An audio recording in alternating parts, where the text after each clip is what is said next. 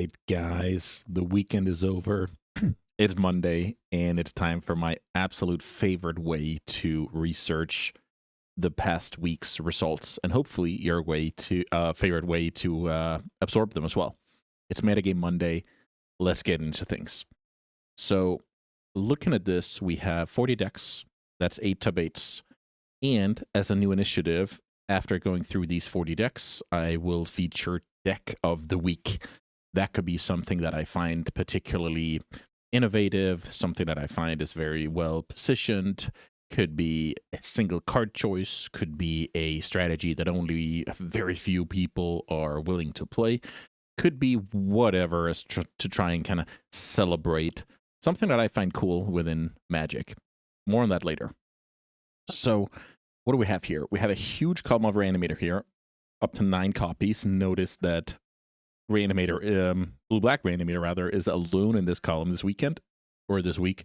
No Oops All Spells, no fast Reanimator. So what does that tell us? It kind of tells us that if you're going to be playing a graveyard deck, you should probably not do it when the best deck / the deck to beat in the format is also a graveyard deck. You'll get hit by a lot of splash damage, and it makes a lot of sense to me why these a bit more niche, very fast decks are not doing that well. With that being said, if people start sleeping on those kind of graveyard decks, everything can change a week from now. So let's keep an eye out on the Oops and the fast Reanimator stock. Blue-black Reanimator, to the surprise of no one, is still terrorizing the format. It's putting up huge results here. The combination of if you sleep at the wheel, you lose to Entomb, Reanimate. If you overcompensate, mulligan, rely on, let's say, Force of Will, stuff like that, you can just lose to Tamiyo, Aragoyf, Murktide, and those boys. The versions are still torn on whether to play Bowmasters, whether to play Voidwalker, whether to play neither. So that's a metagame thing for sure. But when we go into the next pile, at least I can give my guess to what's going to happen afterwards. So next pile is Tempo, and look at this.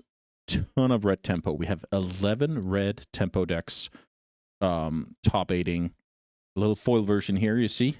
I'm responsible for this one. I played Izzet Cutter in a challenge. At the same time, I had to play Vintage. Or, let me say, I decided to play Vintage, so I needed a fast version. I actually like the black version more, but I played the red version to hopefully close out some more games in a timely manner. I was pretty lucky. I split the finals in Vintage and took down this Legacy Challenge simultaneously, so very busy. I remember winning one match with, 20 seconds on my clock, and I was lucky to get a fast Cutter draw to take game 3 to inevitably enable the top 8, and then winning the quarters, winning the semis, and my opponent declining the split in the finals, so I was able to mana screw my opponent with some Wastelands in the mirror and win. So, Core Steel Cutter, the reason why I like this card a lot is its ability to bypass removal spells. I think that's pretty sick. Somebody with like a couple of plows or a couple of pushes will still be in trouble against the Cutter. Astrologian's Planisphere is another one where I personally don't see the advantage to this card over the Cutter. I think this card, unless you're trying to brew a little bit into the Wizard's archetype and enable Flame of Anor, I'm not too interested in this card, but obviously very, very awesome finish for this player. And we had 5 copies of the classic Teamer version with 2 or 3 Questing Druid, a single trop, and kind of using this as your expressive iteration / Quirion Dryad.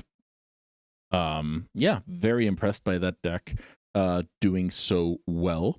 And yeah, just in general, an incredible weekend for red days. The red splash, as we all know, comes with Lightning Bolt as your removal of choice, comes with sideboarded Pyroblasts.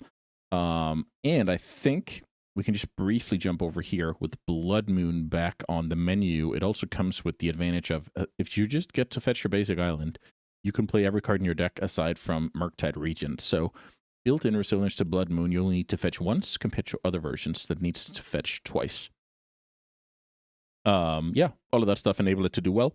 Also, I can imagine putting on pressure, making Reanimate, the card Reanimate, an actual price to pay for the opponent when it comes to the life loss. I think that answers a little bit of the positioning as well.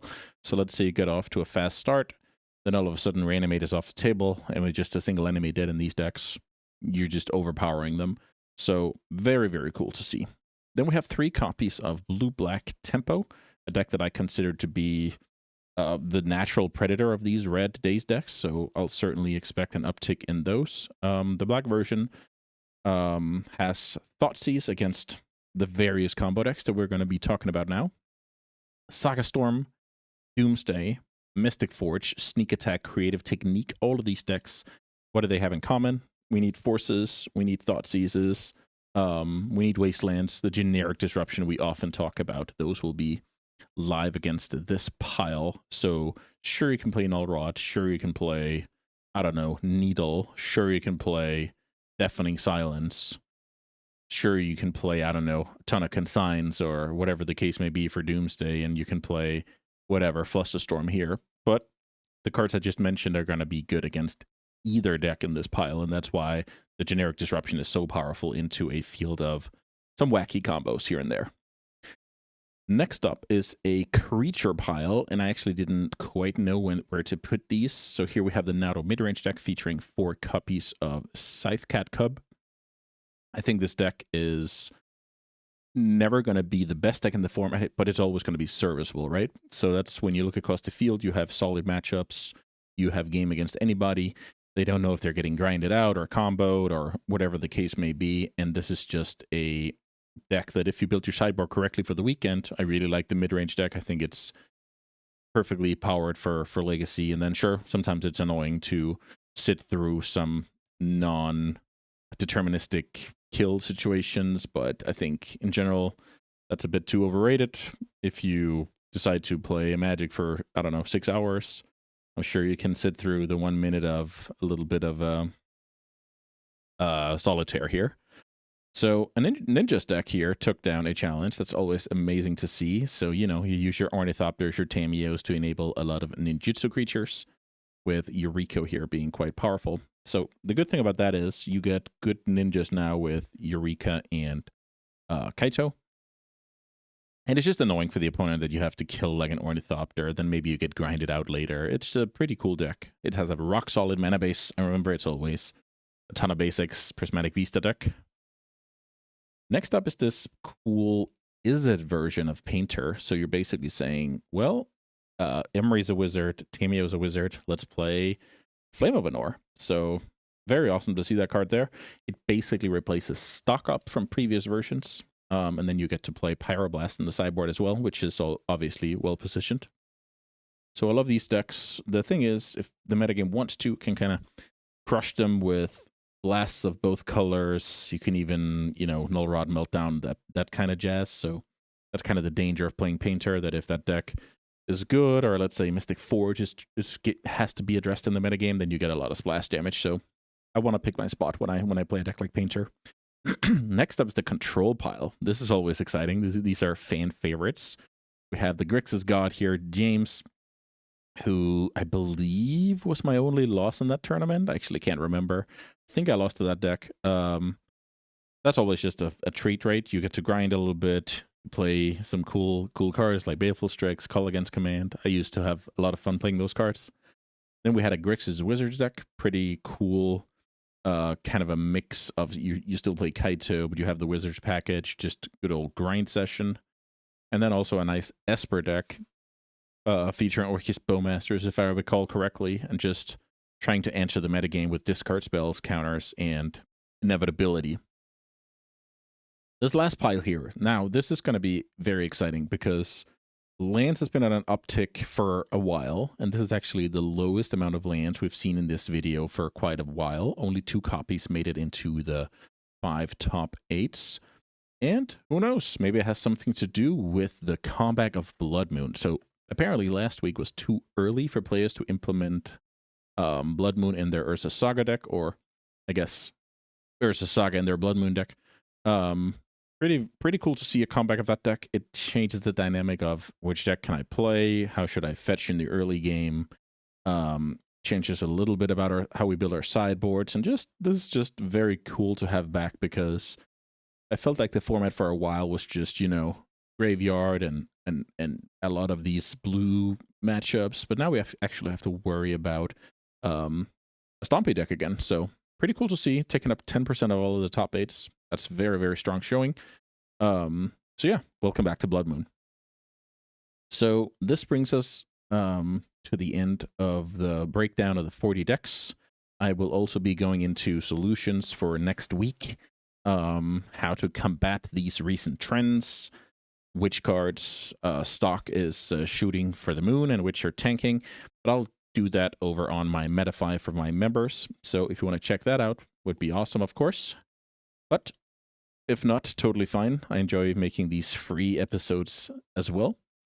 But now it's time to go into deck of the week, as I promised here. So let's see. I had to do it. I'm sorry, but I had to do it. I had to pick my own Izzet deck here.